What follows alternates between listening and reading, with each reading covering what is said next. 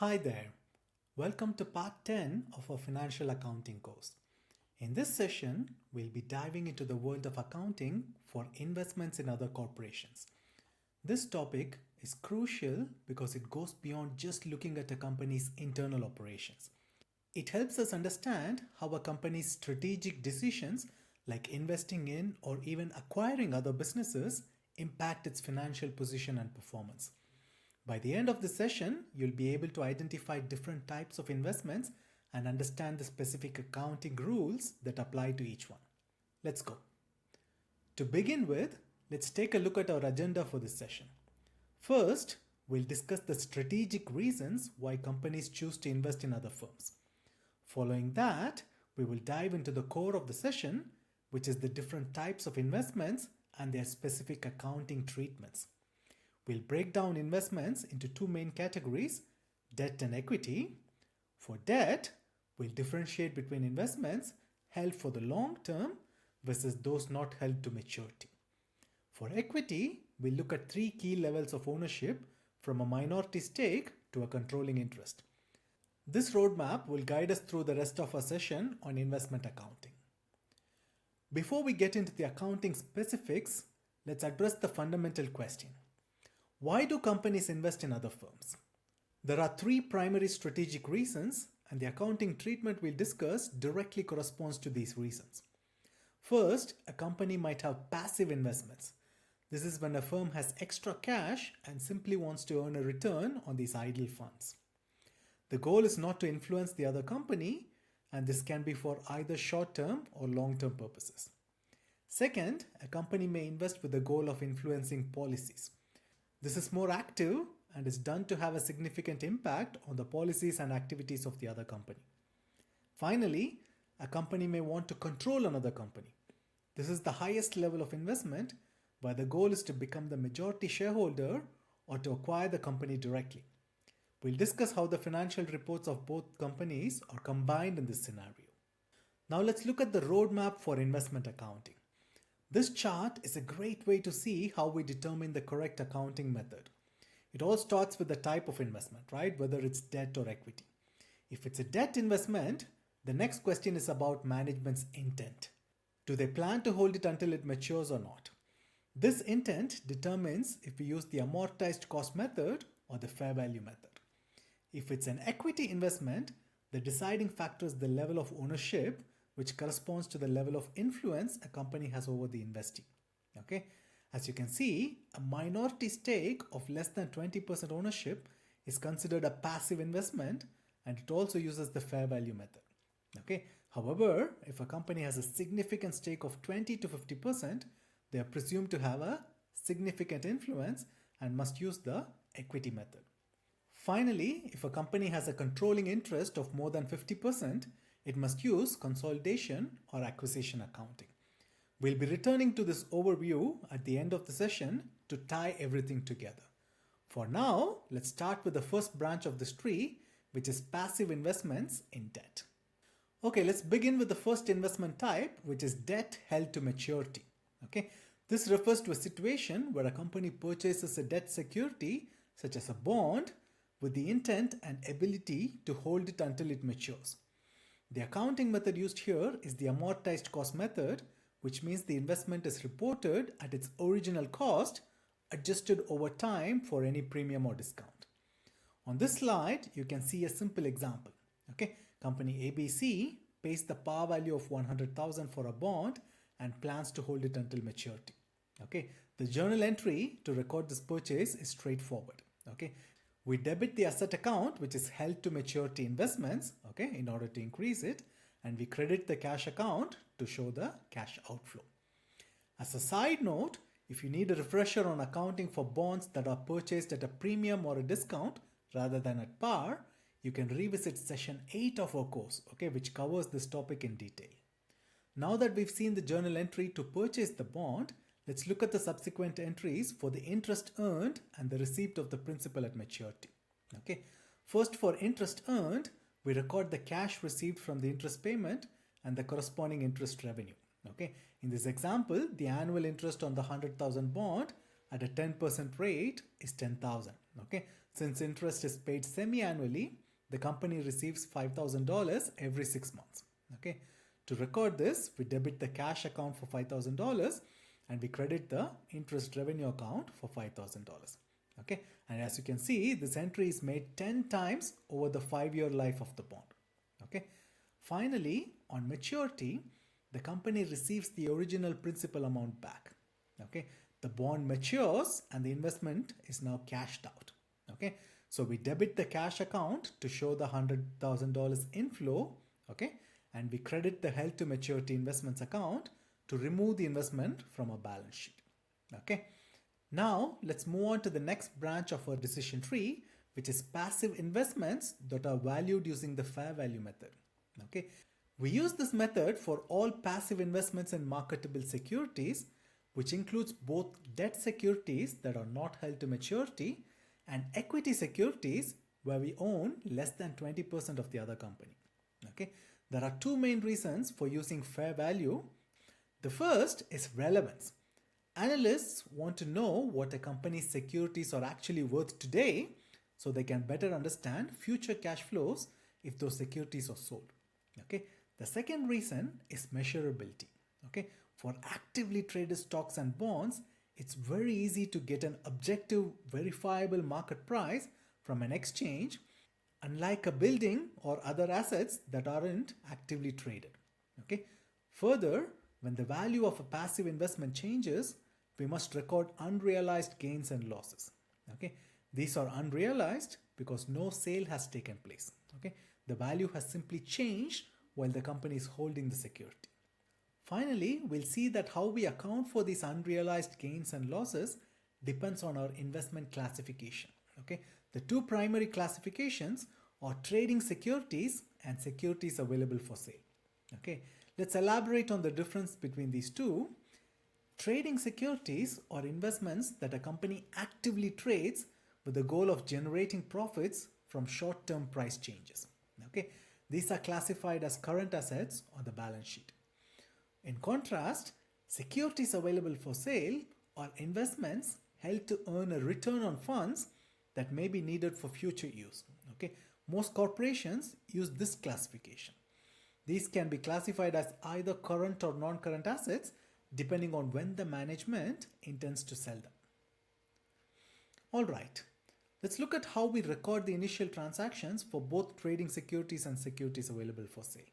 Okay, the accounting for the purchase of securities is the same for both classifications. Okay, we acquire 10,000 shares of company XYZ, okay, at $10 per share, okay, which costs $100,000. Okay, to record this, we debit the investments in TS or SAS depending on the type to show an increase in our investment, and we credit cash for the outflow of funds. Okay, the same logic applies to the receipt of dividends. Okay, company ABC receives a cash dividend of 50 cents per share, which means they get a cash dividend of $5,000 in total. Okay, to record this, we debit cash for the inflow, okay, and we credit dividend revenue to show that we have earned revenue from this investment. These initial entries are identical regardless of whether the investment is classified as TS or SAS. Okay, the differences will become apparent at the end of the accounting period. Now we start seeing some crucial differences between trading securities and securities available for sale. Okay, in year one, the fair value of the stock falls from $10 to $8 per share, okay, which is a $2 loss per share or a $20,000 unrealized loss for our total investment. Okay, for a trading security, this unrealized loss is reported directly on the income statement. Okay, we debit unrealized loss to reflect the expense, and we credit investments in TS to reduce the asset's value to its new fair value, which is $80,000. Okay, in contrast, for a security available for sale, this loss is not included in the net income. Instead, it bypasses the income statement and goes directly to the balance sheet. Okay, we debit net unrealized losses, which is a separate component of other comprehensive income, okay, within the stockholders equity section. Okay, and we credit investments in SAS in order to reduce the assets value. Okay, so the most important distinction between the two classifications here is the effect it has on net income. Now let's look at what happens in year 2 when the market moves upward. Okay, after the loss in year 1, the stock's fair value rises from $8 to $11 per share. Okay, this represents a $30,000 increase in the value of our investment. For a trading security, we again adjust the book value to its new fair value. Okay, we debit investments in TS to increase the assets value, and we credit unrealized gain to reflect the gain on the income statement. In contrast, for a security available for sale, the process is similar, but the impact on the financial statements is different. We still debit investments in SAS to increase the assets value, but we credit net unrealized gains, which again is a component of other comprehensive income. This gain does not impact net income for the year. Okay, this slide really reinforces the core difference we discussed earlier. The fair value change for a TS directly hits the income statement, while for an SAS, it bypasses the income statement and goes to stockholders' equity. Okay, we've tracked the investment for 2 years, and now let's look at the journal entry for when the stock is sold in year 3. Okay, let's assume that the company sells the stock when its fair value is $12 per share for a total of $120,000 in cash. While both classifications receive the same amount of cash, the entries for the rest of the transaction are different.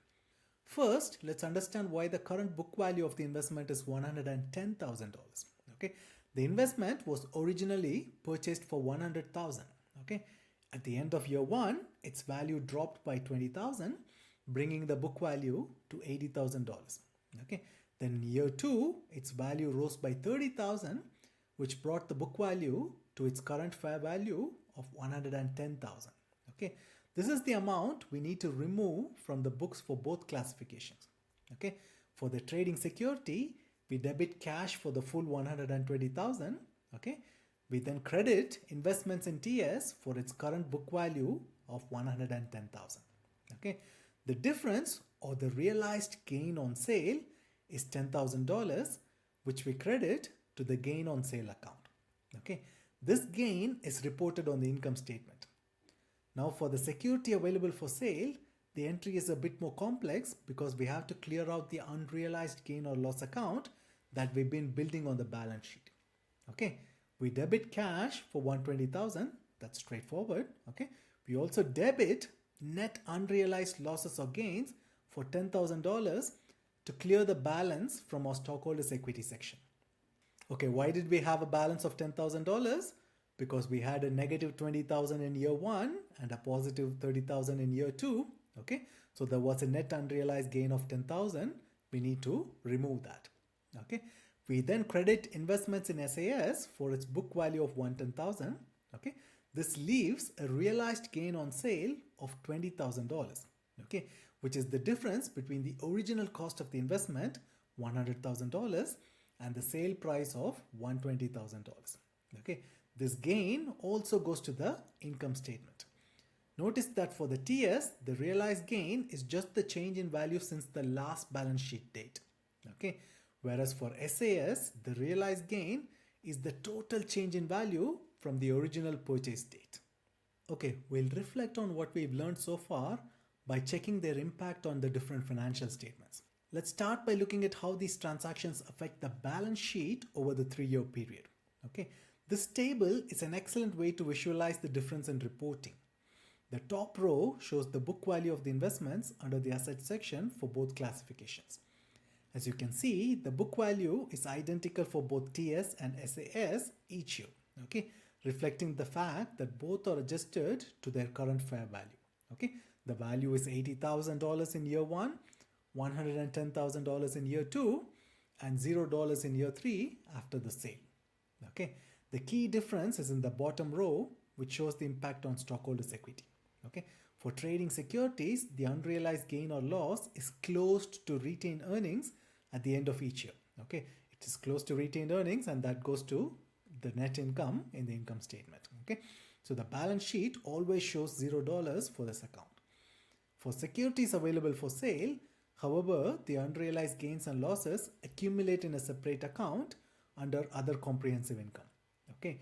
In year 1, we had a $20,000 loss shown as a negative.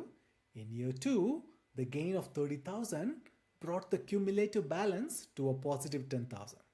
In year 3, the account is zeroed out when the security is sold. Okay. This table makes it very clear that while the asset value is the same, the reporting of unrealized gains and losses is fundamentally different on the balance sheet for these two classifications. Now let's compare the income statement reporting for each method over the 3 years. Okay. As you can see, the reporting here is where the classifications differ most dramatically. For trading securities, both the dividend revenue and the unrealized gains and losses from each year's adjustment are reported on the income statement. Okay. This leads to a volatile impact on net income. In year 1, we show a loss of $15,000, okay, which is $5,000 plus a negative $20,000. Okay. But in year 2, a gain of $30,000, and in year 3, a gain of $10,000 from the sale. Okay. For securities available for sale, the income statement is much more stable. Only the dividend revenue in year 1 and the gain on sale in year 3 are reported. The unrealized gains and losses for year 1 and year 2 never hit the income statement. Okay. This is a key point here. A company's choice of classification can have a major effect on how its reported net income looks from year to year, even if its investments have the same performance. Okay. And as we've highlighted at the bottom of the slide, while the timing of the gains and losses is completely different, the total impact on net income over the 3-year period is exactly the same for both methods. Okay. For both TS and SAS, the total impact on net income is $25,000. This shows that the accounting method primarily affects the timing of when gains and losses are recognized, but not the total amount. Alright, let's look at the next category of investment accounting, the equity method. Okay. This method applies when a company has significant influence over another, okay, which is typically the case when it owns between 20% to 50% of the other company's stock. The accounting starts with the purchase of stock. Okay, here company ABC buys a 30% stake in company XYZ for $300,000. Okay, we record this by debiting investments in affiliates to increase the asset and credit cash for the payment. Okay. The most important part of the equity method is how we account for the affiliates' earnings. Okay? Since we have significant influence, we are a part owner and must recognize our share of their income as they earn it. Okay? As you can see, company XYZ reports a net income of $150,000. Okay? Our share is 30% of that, which equals $45,000. Okay? To record this, we debit investments in affiliates for $45,000 to increase the book value of our investment. Okay, and we credit equity in affiliate earnings to recognize our share of the income on our own income statement. Now that we've seen how earnings are accounted for, let's look at what happens when dividends are received. Under the equity method, dividends are not considered revenue. Okay, because we've already recognized our share of the affiliate's earnings on our income statement. Receiving a dividend is simply a portion of that equity being returned to us in the form of cash.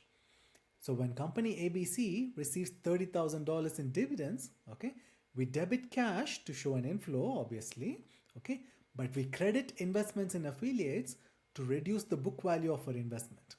The table at the bottom shows the overall impact on the investments in affiliates account. Okay, we started with a $300,000 purchase. We then added a $45,000 share of the affiliates' earnings. Okay. Finally, we subtract the $30,000 in dividends received. Okay. This brings the final book value of our investment to $315,000. Okay, which is the amount that would be reported on the balance sheet at the end of the period. Now let's move to the final category from our overview, which is controlling interests. Okay. When a company acquires control of another, we use the purchase method or acquisition method, which is the required accounting method for mergers and acquisitions. This method requires us to record the acquired company's assets and liabilities at their fair value. Okay. However, what happens if the purchase price is more than the fair value of the assets we acquired? That excess amount is recorded as an intangible asset called goodwill. Okay, as you can see in this example, company ABC acquires company XYZ for $900,000 in cash.